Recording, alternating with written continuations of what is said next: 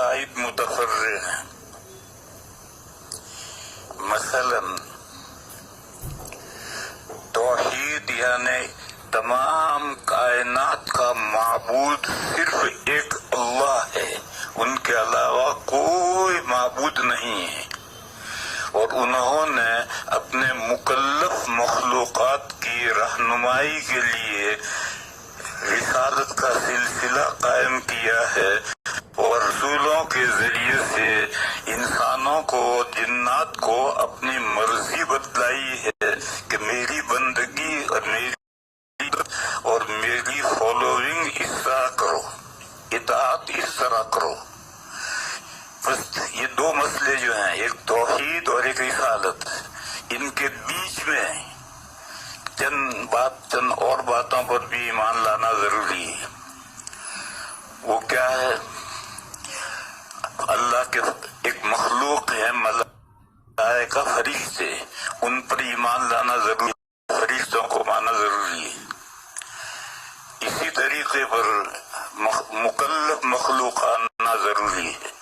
اور ہر مختلف زمانوں میں اللہ تعالیٰ کی بہت سی کتابیں اپنے رسولوں کے اوپر نازل ہوئی، ان کتابوں کو ماننا ضروری ہے.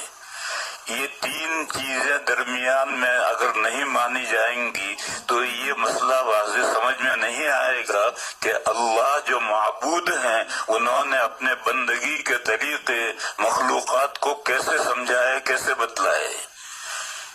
اللہ کی شان بہت بڑی ہے، وہ علی ہیں، وہ برتر و بالا ہیں، کبیر ہیں. ان کو وہ انسانوں سے روح در روح بات نہیں کرتے، بالواسطہ رسولوں اور انبیاء کے ذریعے سے مخلوقات تک اپنی بات پہنچاتے ہیں. بس اللہ تعالیٰ یہ جو رسول اور انبیاء ہیں یہ بھی انسان ہیں، بشر ہیں. اور بشر سے ما کان لبشر ان یکلمہ اللہ، بشر میں یہ استطاعت اور طاقت نہیں ہے کہ اللہ تعالیٰ اس سے گفتگو کریں. تو یہ انبیاء ہے، انبیاء جو ہیں اور تمام انبیاء کے آقا اور سردار ہمارے پیغمبر حضرت محمد مصطفیٰ صلی اللہ تعالی علیہ وسلم بھی بشر ہیں. اور بشر میں اتنی استطاعت نہیں ہے کہ اللہ تعالیٰ سے ہم کلام ہو سکے. پردے کے ساتھ پردہ چاہے تھوڑا ہو یا زیادہ ہو، حضرت موسیٰ علیہ السلام سے اللہ تعالیٰ نے ہم کلامی کی ہے، وہ بھی نور کے پردے سے گفتگو کی ہے. اسی لیے موسیٰ علیہ السلام نے فوراً یہ درخواست کی ہے، رب ارنی انظر الیک، اے اللہ مجھے اپنا جلوہ دکھائیے. تو اللہ نے یہ نہیں فرمایا کہ میں نہیں دکھ سکتا ہوں، بلکہ یہ فرمایا کہ تم مجھے نہیں دیکھ سکتے. قال لن ترانی، تم مجھے نہیں دیکھ سکتے ہو. یہ نہیں کہا کہ میں نہیں دیکھ سکتا ہوں، اللہ تو دکھ سکتے ہیں. جب انسان کے دل و دماغ میں اور آنکھوں میں قوت پیدا ہو جائے جیسا کہ جنت میں پیدا ہو جائے گی تو اللہ کا جلوہ انسان دیکھے. لیکن اس دنیا میں اللہ نے انسان کے دل و دماغ بھی کمزور بنائے ہیں اور آنکھیں بھی کمزور بنائی ہیں، لہذا اس دنیا میں اللہ کا جلوہ انسان دیکھنے کے قابل نہیں ہے. تو موسیٰ علیہ السلام سے یہ کہا کہ لن ترانی، تم مجھے نہیں دیکھ سکتے. یہ نہیں کہا کہ میں نہیں دیکھ سکتا ہوں، یہ نہیں کہا، بلکہ یہ کہا کہ تم مجھے نہیں دیکھ سکتے ہو، تم مخلوق ہے، مجھے دیکھ لو گے. اور اگر وہ برداشت نہ کر سکے تو تم کہاں سے برداشت دیکھو گے. فلما تجلی ربہ للجبل، پھر جب اللہ نے اپنی تجلی فرمائی پہاڑ پر تو پہاڑ ریزہ ریزہ اور پاش پاش ہو گیا اور موسیٰ علیہ السلام بے ہوش ہو کر گر پڑے، یعنی اللہ کا جلوہ نہیں دیکھ سکے. پہاڑ تو پاش پاش اور ریزہ ریزہ ہو گیا لیکن موسیٰ علیہ السلام بے ہوش ہو گئے، بھائی اتنا ہی اثر ہوا. بہرحال انسان اللہ تعالیٰ سے براہ راست ہم کلام نہیں ہو سکتا ہے، پردہ رہتا ہے بیچ میں، چاہے وہ پردہ ہلکا ہو چاہے بھاری ہو. ہلکا پردہ تو یہ موسیٰ علیہ السلام سے جو اللہ نے ہم کلامی کی تھی وہ نور کے پردے میں کی تھی، اور وہ نور آگ کی صورت میں، درخت پر آگ کی صورت میں نظر آ رہی تھی، وہ اللہ نہیں، وہ جو نظر آ رہی تھی، آگ کی صورت نظر آ رہی تھی، وہ اللہ نہیں تھے، وہ پردہ تھا۔ دوسری صورت پردے کی یہ ہے کہ اللہ تعالیٰ فرشتے کو پیغام دیں اور فرشتہ آ کر نبی کے سامنے وہ پیغام بیان کرے، تو یہ درمیان میں فرشتے کا واسطہ ہے، یہ گہرا پردہ ہے، لمبا پردہ ہے۔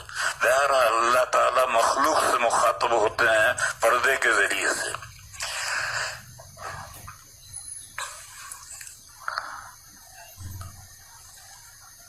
تو اب یہ تین فرعی عقیدے ہوئے، اللہ کے فرشتوں کو ماننا، اللہ کے رسولوں کو ماننا، اللہ کی کتابوں کو ماننا۔ اسی لیے حدیث جبرائیل میں جو نبی پاک صلی اللہ علیہ وسلم نے 7 عقیدے بتائے ہیں، ان 7 عقیدوں میں یہ 3 عقیدے بھی بتائے ہیں۔ تو یہ فرعی عقیدے ہیں، یہ بنیادی عقیدے نہیں ہیں۔ بنیادی عقیدے تو توحید اور رسالت ہیں، اور توحید اور رسالت کے درمیان میں یہ عقیدے ہیں۔ پھر انسان نے زندگی گزاری، زندگی گزار کر کے اس دنیا میں مر گیا، مر کر کے قبر میں چلا گیا، روح برزخ میں چلی گئی، عالم قبر میں چلی گئی۔ پھر اس کے بعد میں آخرت ہے، اس آخرت کا عقیدہ بنیادی عقیدہ ہے۔ رسالت کے بعد آخرت کا عقیدہ بنیادی ہے۔ بیچ میں 3 عقیدے فرعی ہیں۔ ایک عقیدہ تو یہ ہے کہ یہ جو ہماری دنیا ڈے ٹو ڈے چل رہی ہے، اس کا ایک لاسٹ ڈے آنے والا ہے۔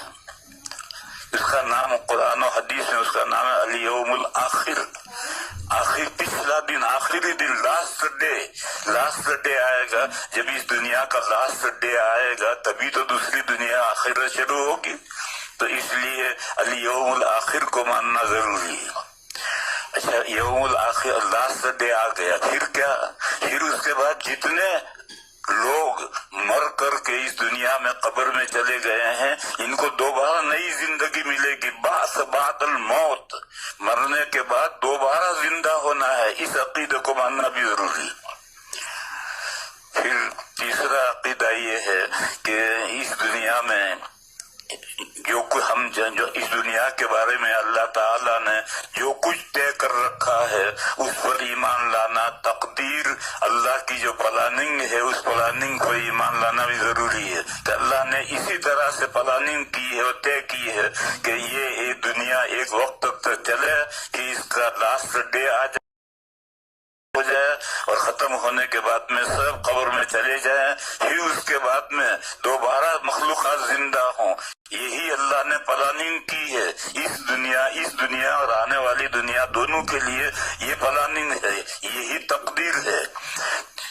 پھر اگلی جو دنیا آئے گی، اس دنیا میں تو سب مزے میں ہیں، لیکن اگلی جو دنیا آئے گی اس دنیا میں جن کا اللہ پر ایمان تھا اور اللہ کے احکام کی جنہوں نے پیروی کی تھی ان کے لیے جنت ہے، اور جنہوں نے اللہ کو نہیں مانا اور اللہ کی مخلوق کو پوجا اور اللہ کی مخلوق کے کہنے پر چلے ان کے لیے آگے دوزخ ہے۔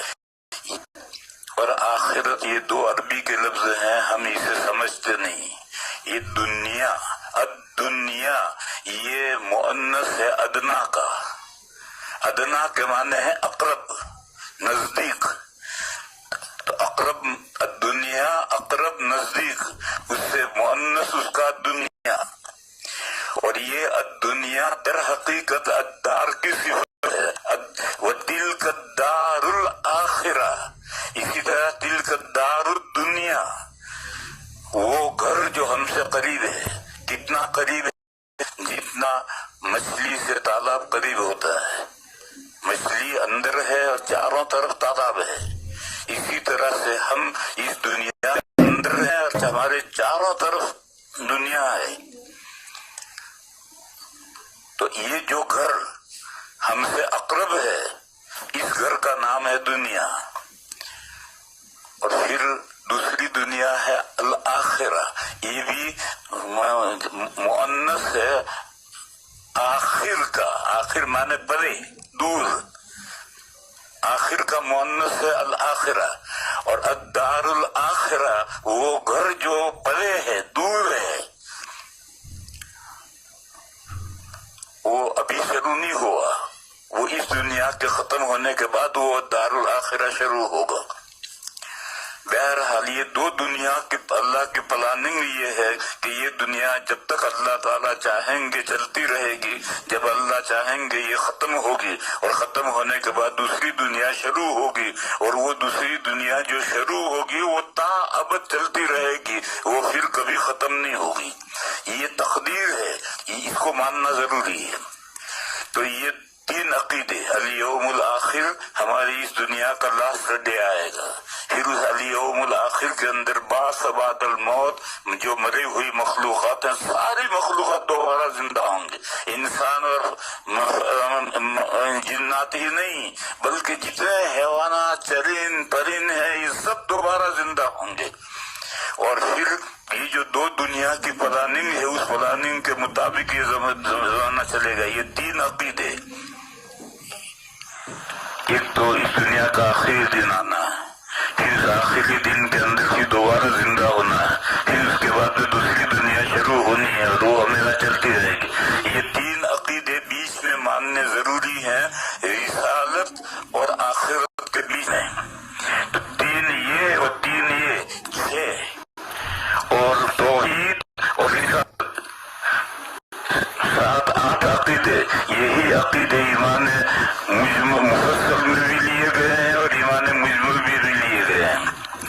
تو میرے دوستوں اور بزرگوں میں سمجھا یہ رہا تھا کہ دین نام ہے عقائد و اعمال کا، یہ عقیدے اور یہ عمل، اور یہ عقائد و اعمال کا مجموعہ۔ اس کی مثال ایسی، ایک درخت ہے، شاداب تنا اور درخت ہے، اس کا ایک اصل ہے، اس کا تنا ہے، تھڑ ہے، اس تھڑ کے اوپر بڑی شاخیں ہیں، پھر بڑی شاخوں میں سے چھوٹی شاخیں نکلتی ہیں، چھوٹی شاخوں میں سے پھر پتے نکلتے ہیں، پھول نکلتے ہیں، پھل نکلتے ہیں۔ درخت نام ان تمام شاخوں کا اور تنے کا مجموعے کا نام ہے۔ تو یہ عقائد جو ہیں یہ بمنزل تنے کے ہیں، اور اس عقیدوں پر یہ اعمال شاخیں پھیلتی ہیں۔ اللہ کے یہاں سے رسولوں پر جو وحی آتی ہے اور جس کے ذریعے سے انسانوں کی رہنمائی کی جاتی ہے، تو ان کو یہ بنیادی عقیدے بھی ان کو سمجھائے جاتے ہیں، اور ان پر متفرع ہونے والی جو شاخیں ہیں وہ بھی بتلائی جاتی ہیں کہ تمہیں دنیا میں یہ کرنا ہے، اگر اگلی دنیا میں تمہیں سکسیسفل ہونا ہے، کامیاب ہونا ہے، تو اس دنیا میں تمہیں یہ کرنا ہے۔ یہ اللہ کی ہر شریعت میں اسی طریقے سے بنیادی باتیں بھی بتائی جاتی ہیں اور اس کے بعد فرعی باتیں بھی بتائی جاتی ہیں۔ اسی لیے میرے بھائیوں، قرآن کریم میں 114 صورتیں ہیں، ان 114 صورتوں میں سے 80 اور 85 صورتیں مکی ہیں۔ ان مکی صورتوں میں یہی تین عقیدے، توحید، رسالت اور آخرت، یہی تین عقیدے ریپیٹ کیے گئے ہیں، مختلف طریقے سے بار بار سمجھائے گئے ہیں۔ بلکہ قرآن کے آخر میں جو چھوٹی چھوٹی صورتیں ہیں ان میں تو آخرت کا عقیدہ بار بار بیان کیا گیا ہے۔ پھر اس کے بعد میں جب ہجرت کر کے مدینہ آئے، مکی صورتیں وہ ہیں جو ہجرت سے پہلے نازل ہوئی ہیں، اور جو صورتیں ہجرت کے بعد نازل ہوئی وہ مدنی کہلاتی ہیں۔ تو مدنی صورتوں میں احکام آنے شروع ہوئے، مکی صورتوں میں بہت کم احکام آئے ہیں، اور احکام آئے بھی ہیں تو گول گول آئے ہیں، مبہم آئے ہیں۔ زکوٰۃ، نماز اور زکوٰۃ پہلے دن سے فرض ہے، لیکن شروع میں 2 نمازیں تھی، ایک فجر کی تھی اور ایک عصر کی تھی۔ 5 نمازیں معراج میں ہوئی ہیں۔ اسی طرح سے زکوٰۃ پہلے دن سے فرض تھی۔ قرآن کریم کی جو سب سے پہلی سورت نازل ہوئی یا ایھا المزمل، اس کے آخری آیت کے اندر زکوٰۃ کا ذکر ہے۔ زکوٰۃ کے کیا معنی ہیں؟ زکوٰۃ کے معنی ہیں اللہ کے لیے خرچ کرنا۔ کس پر خرچ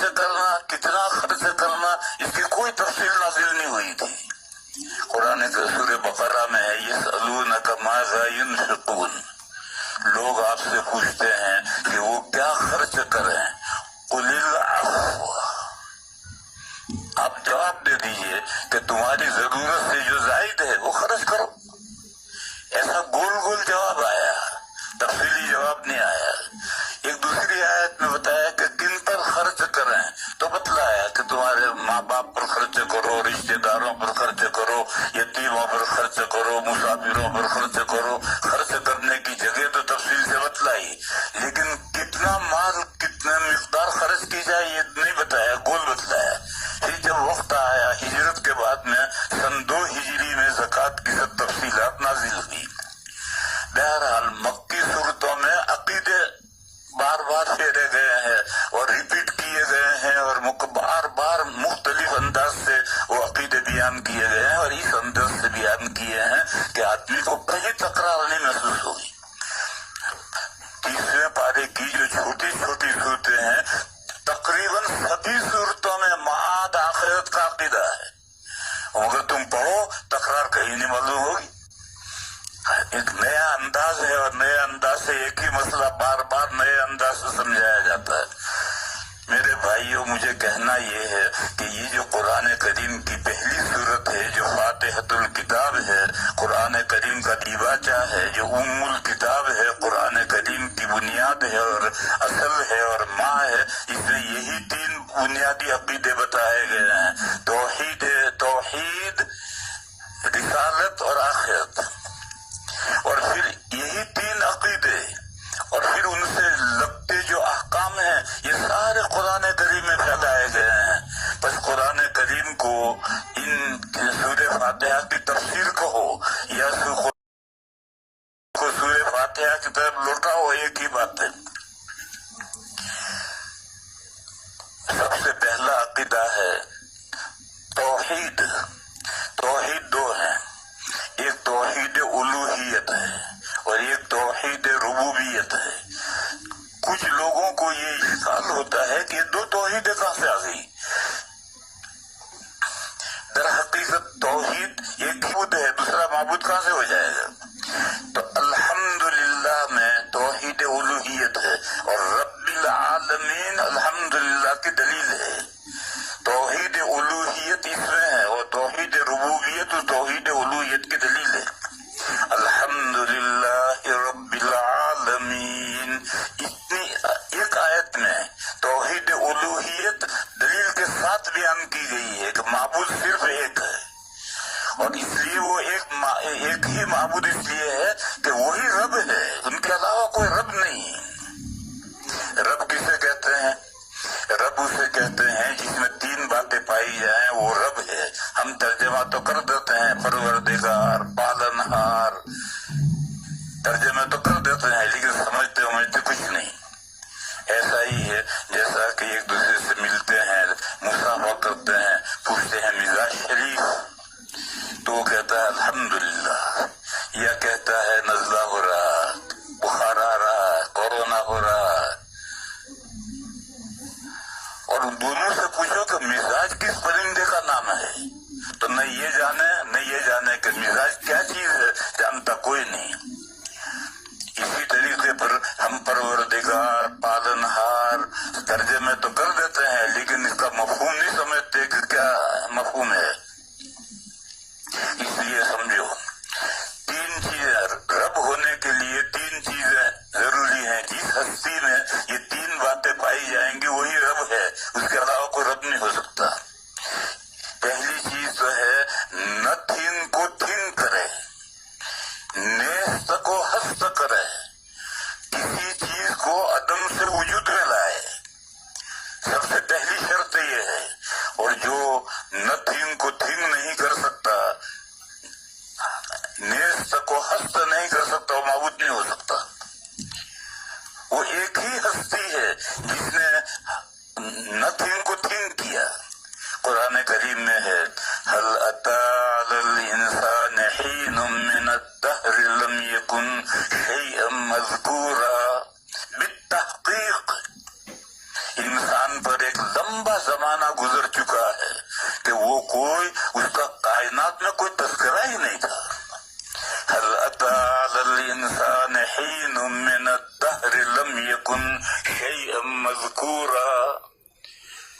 تو جب آدم علیہ السلام کے پیدائش کا وقت آیا اور اللہ نے فرشتوں کے سامنے یہ بات ڈکلیئر کی کہ میں زمین میں اپنا خلیفہ بنانے جا رہا ہوں، تب انسان کا تذکرہ کائنات میں شروع ہوا۔ اس سے پہلے کتنا زمانہ گزر چکا ہے، اللہ بہتر جانتے ہیں کتنا زمانہ گزر چکا ہے، انسان کا کوئی ذکر تھا ہی نہیں۔ تو جیسے انسان معدوم تھا، تذکرہ بھی نہیں تھا، کوئی جانتا بھی نہیں تھا کہ یہ بھی کوئی مادہ کیا، آدم علیہ السلام وجود میں آ گئے تب ان کے ذریعے سے ان کی قیامت تک کی اولاد کا تذکرہ شروع ہو گیا۔ تو رب ہونے کے لیے ایک ضروری ہے کہ کسی چیز کو عدم سے وجود میں لائے، نیست سے ہست کرے۔ دوسری شرط یہ ہے کہ جس چیز کو عدم سے وجود میں لایا ہے اس کے بقا کا سامان کرے۔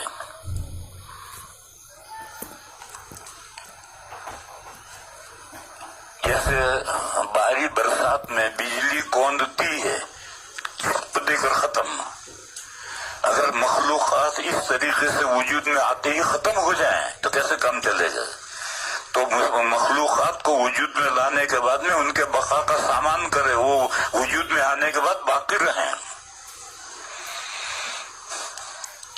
اللہ ہی وہ ہستی ہیں جو مخلوقات کو عدم سے وجود میں لاتے ہیں، پھر ان کے بقا کا سامان کرتے ہیں، باقی رہنے کا۔ کہ تیسری چیز یہ ہے کہ اس کی ضروریات زندگی باقی رہنے کے بعد میں جب وہ باقی ہے تو وہ تو زندہ ہے، تو اس کے زندگی کی جو ضروریات ہیں اس کا سامان کرے، مہیا کرے۔ یہ تین چیزیں جس کے اندر پائی جائیں وہ رب ہے، اس کے علاوہ کوئی رب نہیں ہے۔ اس مثال کو ذرا سمجھو، ہم انسانوں کے ذریعے سے اس کو سمجھتے ہیں۔ ایک لڑکا ہے، ایک لڑکی ہے، دونوں شادی نہیں ہوئی ہے، دونوں الگ الگ ہیں، ان کی اولاد کا کوئی تذکرہ نہیں۔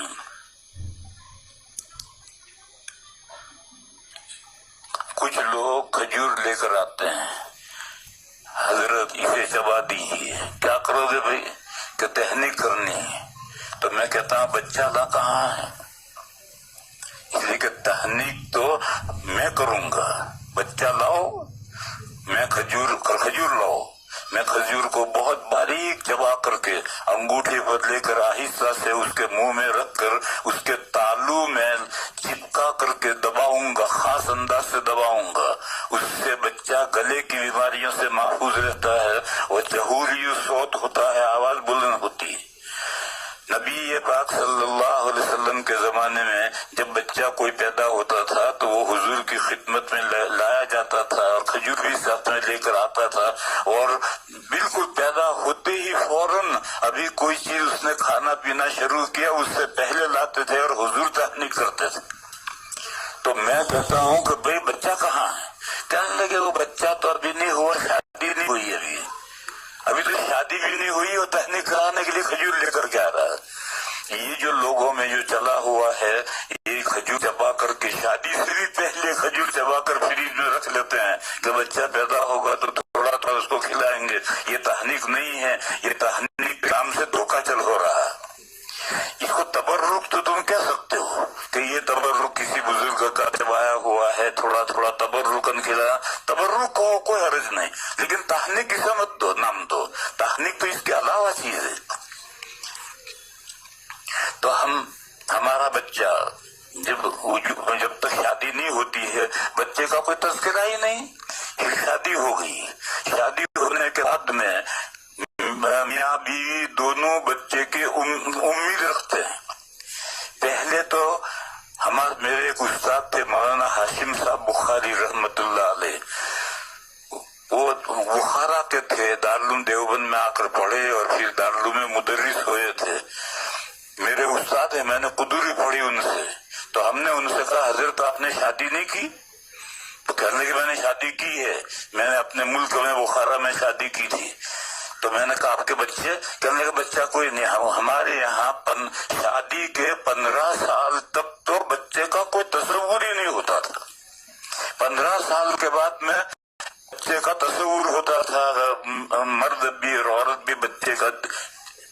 اب تو 1 سال اگر بچہ نہ ہو تو شوہر ادھر دعائیں کراتا پھرے گا، عورتیں ادھر منتیں مانتی پھرے گی، بچے کے لیے بےتاب ہے. کیوں؟ دنیا جہاں قیامت قریب آ رہی ہے، جتنوں کو دنیا میں آنا ہے دھڑا دھڑ پھٹافٹ آنا ہے، دیر نہیں ہے، تاخیر نہیں ہے، جلدی سے سب کو آنا ہے. بہرحال میں یہ کہہ رہا تھا کہ یہ جو تحنیک کے بارے میں تصور آج کل چل پڑا ہے کہ شادی ہونے کے بعد یا عورت حاملہ ہے اس وقت اس کا کھجور چبا کر کے فریج میں رکھ لی، بچہ پیدا ہوگا تو تھوڑی تھوڑی اس کو کھلائیں گے، یہ تحنیک نہیں ہے، یہ تحنیک کا غلط مفہوم ہے. تحنیک تو یہ ہے کہ بچہ پیدا ہوتے ہی کسی نیک بندے کے پاس جو تحنیک کرنا جانتا ہو، ہر ایک تحنیک نہیں کر سکتا، جو تحنیک کرنا جانتا ہے اس کے پاس لے جاؤ، وہ کھجور چبا کر کے انگوٹھے پر لے گئے، اور انگوٹھے کا ناخن نہیں ہونا چاہیے، ناخن کٹا ہوا ہونا چاہیے، انگوٹھے پر لے کر آہستہ سے انگلی ڈال کر کے اس کے تالو میں وہ کھجور چپکائے گا اور خاص انداز سے تالو دبائے گا، اس سے بچہ جہوری صوت ہوگا. بہرحال ہمارا یہ بچہ جس کا کوئی تصور ہی نہیں تھا، اللہ تعالیٰ نے وقت آیا تو بچہ دیا. اب یہ بچہ نیست سے ہست ہوا، عدم سے وجود میں آیا. اب اگر یہ بچہ عدم سے وجود میں آنے کے بعد میں اس کی بقا کا سامان اللہ تعالیٰ نہ کریں تو یہ بچہ کیسے زندہ رہے گا؟ تو جب سے یہ عدم سے وجود میں آیا، کب سے آیا؟ لوگ یہ سمجھتے ہیں کہ جب ماں نے بچہ جنا اب یہ عدم سے وجود میں آیا، یہ غلط ہے. بچہ تو ماں کے پیٹ میں 4 مہینے پہلے عدم سے وجود میں آیا. جب حمل پر 5 مہینے گزر جاتے ہیں اور باڈی کمپلیٹ ہو جاتی ہے، فرشتے کو حکم دیتے ہیں، وہ فرشتہ عالم ارواح میں سے وہ روح لا کر جس کے لیے یہ باڈی تیار ہوئی ہے وہ روح لا کر اس میں ڈال دیتا ہے. تو ماں کے پیٹ میں بچہ زندہ ہو جاتا ہے. رات کو عورت سوتی ہے، پیٹ میں کوئی حرکت نہیں، صبح اٹھتی ہے تو بچہ گھوم رہا ہے. کب یہ پیدا ہو گیا کچھ پتہ نہیں. جب فرشتے نے روح لا کر کے باڈی میں ڈال دی اسی وقت سے بچہ وجود میں آ گیا. تو نیست سے ہست ہوتا ہے ماں کے پیٹ میں. اب ماں کے پیٹ میں جب نیست سے ہست ہو گیا، اب اس کو 4 مہینے آرکیولیٹر میں رکھنا ہے. یہ جو ماں کا پیٹ ہے اس کا جو ماحول ہے وہ ماحول ایک خاص ماحول ہے. اس ماحول میں بچہ پر زندہ رہ سکتا ہے، اگر اسی وقت دنیا میں آ جائے تو مر جائے گا. اسی لیے جو بچے قبل وقت پیدا ہو جاتے ہیں اس کو ہاسپٹل میں ایک ڈبہ ہے، اس کا نام ہے آرکیولیٹر. اس کے اندر ماحول ایٹماسفیئر ایسا ماں کے پیٹ جیسا بنایا ہے تو اس بچے کو اس میں رکھ دیتے ہیں، بند کر دیتے ہیں اور مقررہ مدت پر کھولتے ہیں تو بچہ زندہ رہتا ہے. تو ماں کے پیٹ کو اللہ تعالیٰ نے آرکیولیٹر بنایا ہے. پہلا انتظام تو یہ ہے، اگر روح ڈالتے ہی بچہ دنیا میں آ جائے تو مر جائے گا، زندہ نہیں رہ سکے گا. تو پہلا انتظام تو یہ ہے کہ ماں کا پیٹ آرکیولیٹر ہے. پھر زندہ رہنے کے لیے سانس لینا ضروری ہے. تو 3 پردے چیر کر کے بچہ سانس لیتا ہے. ایک ماں کے پیٹ کا پردہ، ایک اس کے اندر بچہ دانی کا پردہ، پھر بچہ دانی کے اندر ایک گولا ہے جس کے اندر گندا پانی بھرا ہوا ہوتا ہے اس کا وہ پردہ، پھر پانی اور اس کے بعد اندر بچہ، اور باہر کی ہوا وہ بچہ سانس لیتا ہے.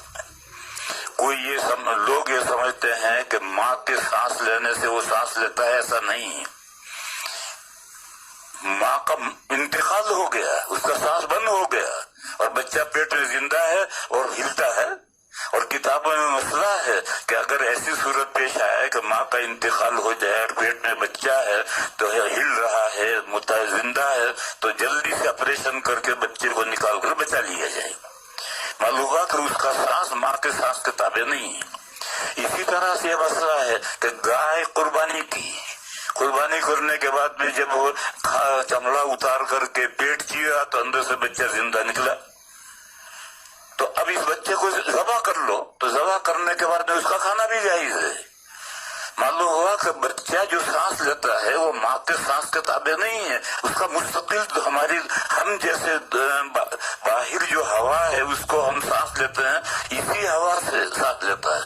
देखो इसकी मिसाल, आप एक कमरा बनाइए गिलास का, कांच का, बिल्कुल पैक, और अंदर मोबाइल लेकर बैठ जाइए तो अंदर भी मोबाइल की घंटी बजेगी। आप तो न बैठे, आप तो बैठेंगे तो मर जाएंगे। मोबाइल रख दो अंदर, तो मोबाइल की कोई शख्स मोबाइल को करेगा तो अंदर घंटी बजेगी। तो जब वॉइस आवाज कांच का पर्दा चीर करके अंदर जाती है तो हवा क्यों है पर्दा चीर करके क्यों नहीं जाती? तो इसलिए 3 पर्दे चीर करके पेट का पर्दा, बच्चादानी की वो रहम बच्चादानी का पर्दा, और मशीमा वो गोला जिसके अंदर बच्चा है उसका पर्दा, ये 3 पर्दे चीर करके हवा का बच्चा सांस लेता है। तो अल्लाह ने यूं इंतजाम कर दिया।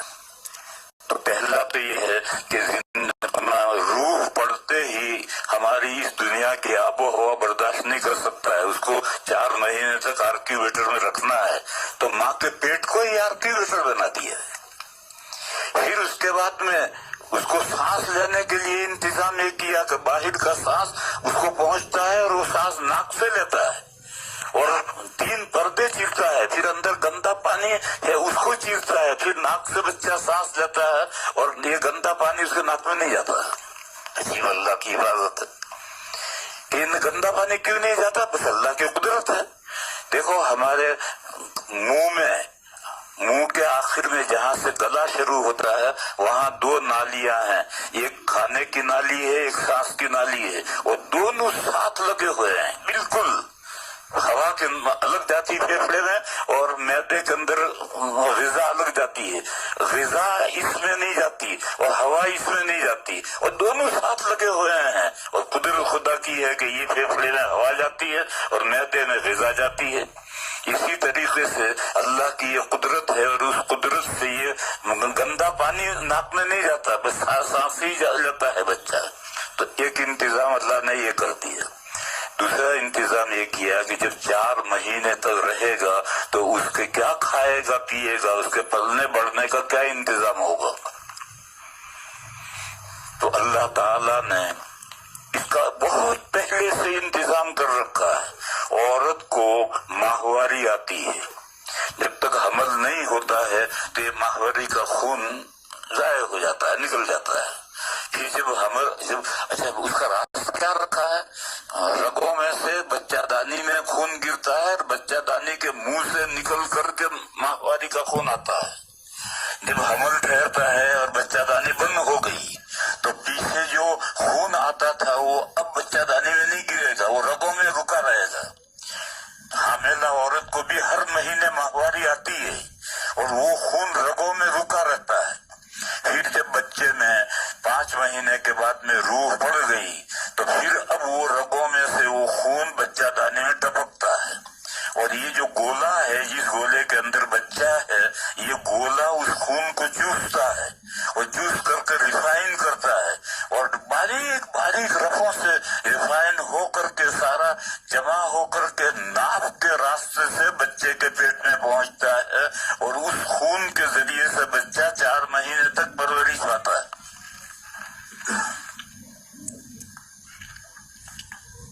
और ये जो खाया जो है वो तो खाया है, तो पखाना भी करेगा, तो पखाना कहाँ गया उसका? वो पखाना उसके पेट में जमा रहता है 4 महीने तक।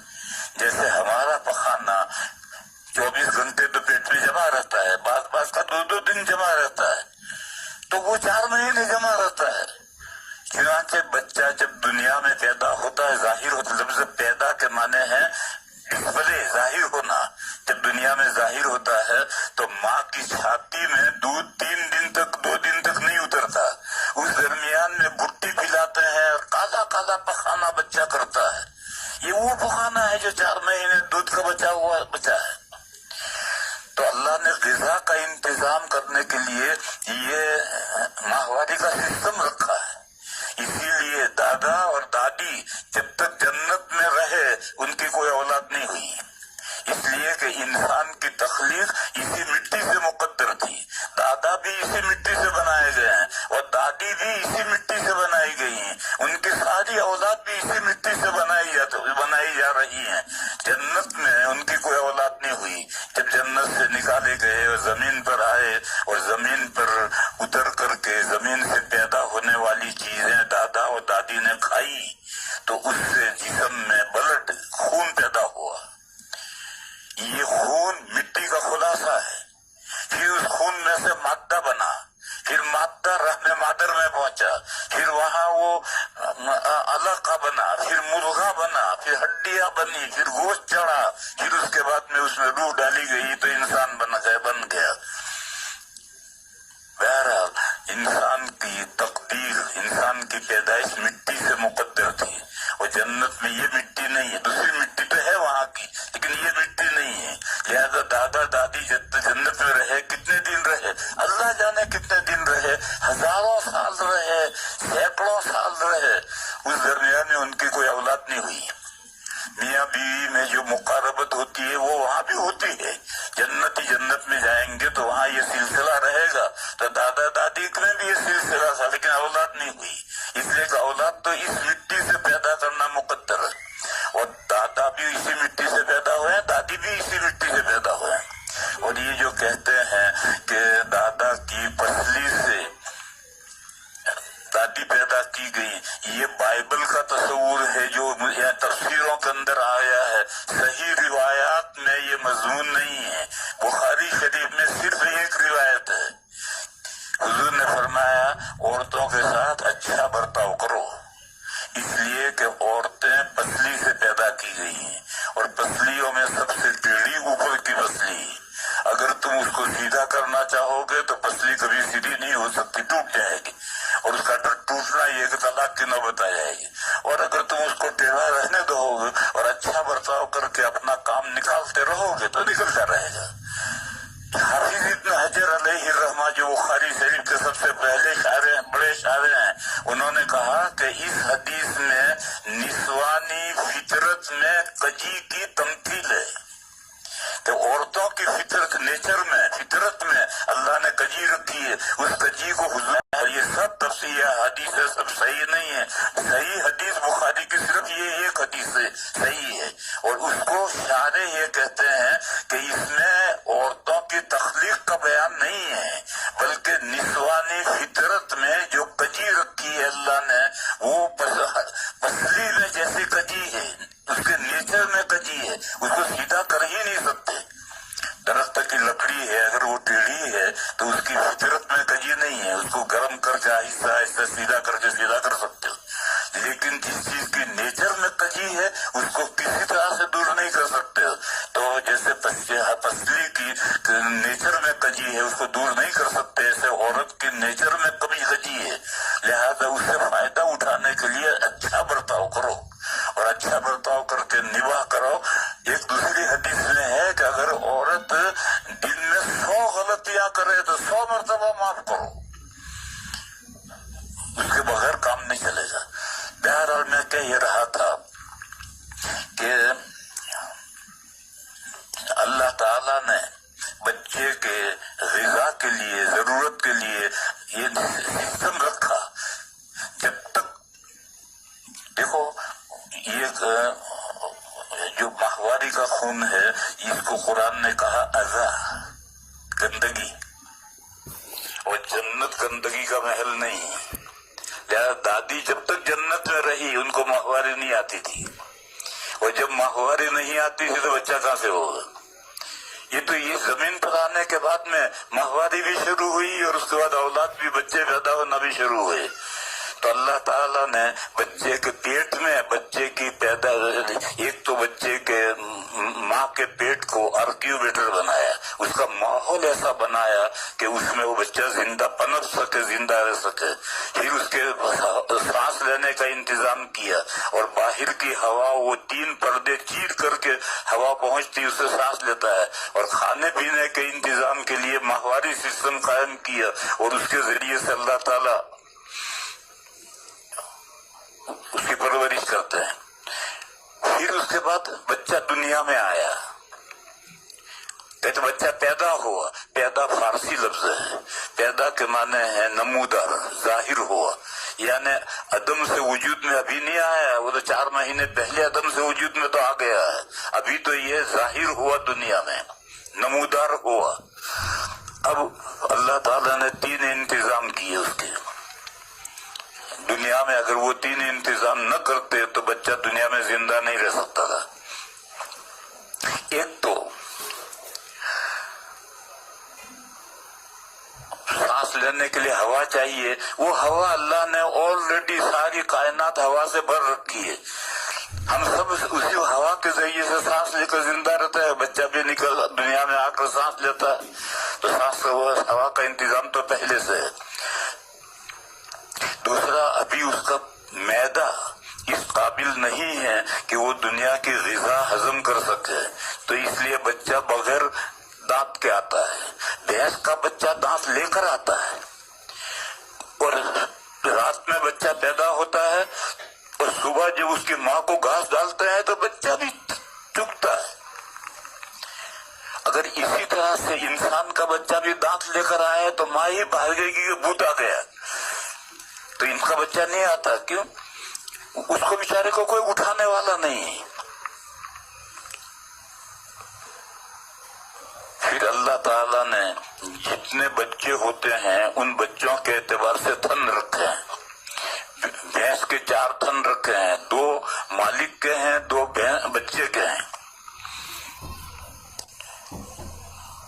اس سے کم شروع میں دودھ نہیں پلانا چاہیے، پھر کچھ دنوں کا 2 مہینے میں 1 تھن پلاؤ اور کوئی حرج نہیں، لیکن شروع میں 2 تھن اس کے ہیں، 1 تھن 2 تھن آپ کے ہیں۔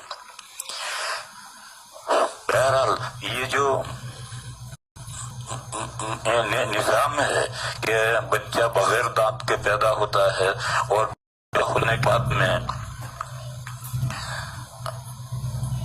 جب اس کا پیٹ خالی ہو جاتا ہے، پیٹ میں جو کھانا جمع ہوا تھا وہ سارا نکل جاتا ہے، پیٹ خالی ہوتا ہے، تو اب 2 ماں کی چھاتی میں سے 2 نہریں جاری ہو جاتی ہیں دودھ کی۔ لڑکا ہے تو ڈبل فیٹ کا دودھ ہوگا، لڑکی ہے تو سنگل فیٹ کا دودھ ہوگا، لڑکی کم ہضم کر سکتی، لڑکا قوی معدہ ہوتا ہے، اس کے اعتبار سے اس کے فیٹ میں بھی اللہ تعالیٰ نے ڈبل فیٹ اور سنگل فیٹ رکھا ہے۔ تو یہ دودھ کا جو انتظام اللہ نے کیا ہے، اس کے اگر کوئی غذا بچے کو نہیں مل سکتی تو ماں اپنی چھاتی سے لگا کر دودھ پلائے گی۔ تیسری چیز، اللہ تعالیٰ نے بچے کو انٹرنیشنل بھاشا لینگویج سکھا کر بھیجا ہے، اور بچہ اپنی ہر ضرورت اس زبان سے پوری کرتا ہے۔ وہ انٹرنیشنل لینگویج کیا ہے؟ رونا، کرائنگ۔ دنیا کے سب بچے ایک ہی طرح روتے ہیں، ایسا نہیں ہے کہ گجراتیوں کا بچہ گجراتی میں روتا ہو اور عربوں کا بچہ عربی میں روتا ہو، انگریزوں کا بچہ انگریزی میں روتا ہو، ایسا نہیں ہے، سارے بچے ایک ہی طرح سے روتے ہیں، اور وہ اپنے رونے کے ذریعے سے اپنی ضرورت پوری کرتے ہیں۔ بچہ رو رہا ہے، ماں دوڑی ہوئی آتی ہے، 1 دیر ہو گئی، بھوکا ہوا ہے، چھاتی سے لگایا، دودھ پینے لگا، اس کا رونا بند ہو گیا، اس نے رو کر بتلایا کہ مجھے بھوک لگی۔ رات میں بچہ رونے لگا، ماں اٹھی، دیکھا کہ بچے سے کپڑا ہٹ گیا تھا، اس نے کپڑے میں ڈھانک دیا، سردی لگ رہی تھی، اس نے رو کر بتلایا کہ مجھے سردی لگ رہی ہے۔ بچہ رو رہا ہے، رو رہا ہے، سمجھ میں نہیں آتا بچہ کیوں رو رہا، ابھی دیکھو ڈاکٹر کے لے چلو۔ اب ڈاکٹر نے یہاں دبایا، یہاں دبایا، پیٹ کو دبایا تو اور چلایا، تو اس نے کہا اس کے پیٹ میں افارا ہو گیا ہے اور گیس ہو گیا ہے، تکلیف ہو گئی، دوا دی اور بچہ ٹھیک ہو گیا۔ بچہ ہر ضرورت رو کر پوری کرتا ہے۔ دیکھو رونا 2 طرح کا ہے، ایک حقیقی رونا ہے، ایک بناوٹی رونا ہے۔ یہ جو بناوٹی رونا ہے یہ لینگویج ہے، اور یہ جو حقیقی رونا ہے جس میں آنسو نکلتے ہیں یہ رونا الگ ہے. یہ تو کوئی بھی روتا ہے, ہم بھی روتے ہیں, مرد بھی روتے ہیں, عورتیں بھی روتی ہیں, بلکہ عورتیں مردوں سے زیادہ روتی ہیں, بچے بھی روتے ہیں, بڑے بھی روتے ہیں. یہ جسے آنسو نکلتے ہیں یہ رونا الگ ہے, اور ایک رونا ہے جس میں آنسو نہیں نکل رہے اور چلا رہا. یہ جو رونا ہے یہ انٹرنیشنل لینگویج ہے, اور اسی سے بچہ اپنی سب ضرورت پوری کرتا ہے. اس لیے جانور, ان کو پالنے پوسنے والا, گود میں اٹھا کر پھرنے والا کوئی نہیں ہے, تو ان کے احوال اور ہیں اور انسان کا بچے کے احوال اور ہیں. مجھے تو یہ بتلانا ہے کہ دنیا میں آنے کے بعد میں زندہ رہنے کے لیے 3 چیزیں چاہیے. ہوا چاہیے, اور غذا چاہیے, اور اپنی ضروریات پوری کرنے کے لیے کوئی بادشاہ چاہیے. وہ تینوں کا انتظام اللہ نے کر رکھا. تو رب وہ ہے جو کسی چیز کو عدم سے وجود میں لائے, اور عدم سے وجود میں لانے کے بعد میں پھر اس کے بقا کا سامان کرے, اور پھر اس کے لیے ضروریات زندگی مہیا کرے. جو ہستی یہ 3 کام کرتی ہے وہی رب و پروردگار پالنہار ہے. تو قرآن نے کہا کہ ساری کائنات کے رب العالمین, پتہ نہیں عالم کتنے ہیں, اللہ جانتا ہے بہتر کہ کتنے عالم ہے. تمام عالموں کا ان رب اور پالنہار اور پروردگار اللہ ہے. جب اللہ ہی ان سب کا رب ہے تو معبود بھی وہی ہوگا. تو اس لیے فرمایا الحمدللہ, تمام تعریفیں اللہ کے لیے ہیں. کیوں؟ وہ سارے جہانوں کے پالنہار ہیں, یعنی تمام جہانوں کے تمام تعریفیں اللہ کے لیے ہیں, یعنی معبود وہی ہیں. اس کو سمجھو, معبود میں 2 چیزیں ضروری ہیں. ایک تو یہ کہ سارے کمالات اس میں جمع ہوں. دوسری چیز کیا ہے کہ کوئی کمی نہ ہو. سارے کمالات جمع ہیں. اس کے لیے قرآن میں اور حدیثوں میں لفظ جملہ آتا ہے الحمدللہ. تمام تعریفیں اللہ کے لیے ہیں.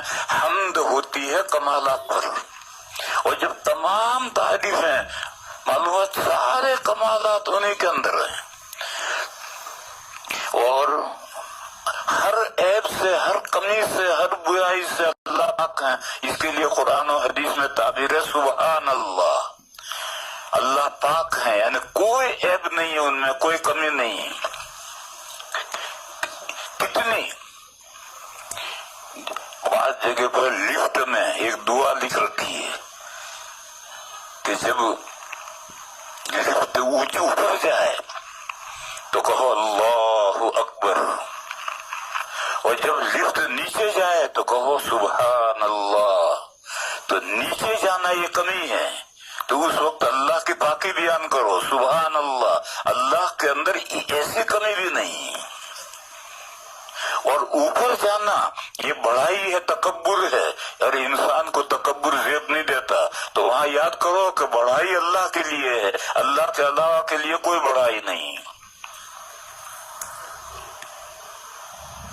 اور اسی لیے کہتے ہیں جب جانور ذبح کرتے ہیں تو کہتے ہیں بسم اللہ اللہ اکبر. بسم اللہ, میں اللہ کے نام پر ذبح کرتا ہوں.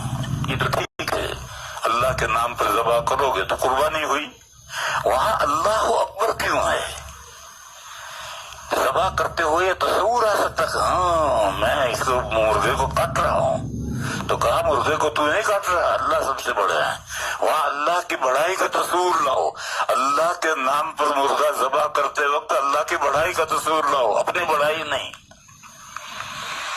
تو معلوم ہوا کہ عظمتیں اور بڑائیاں بھی ساری اللہ کے لیے ہیں, اور ہر کمی سے, ہر عیب سے اللہ تعالیٰ پاک ہے. تو قرآن کریم میں جہاں بھی الحمدللہ آئے تو اس میں توحید الوہیت ہے, اور جہاں بھی سبحان اللہ آئے تو اس میں بھی توحید الوہیت ہے. یہ ایک پہلو ہے, خوبیوں کا ہونا ضروری ہے معبود میں, اور یہ دوسرا پہلو ہے کمیوں سے پاک ہونا ضروری ہے.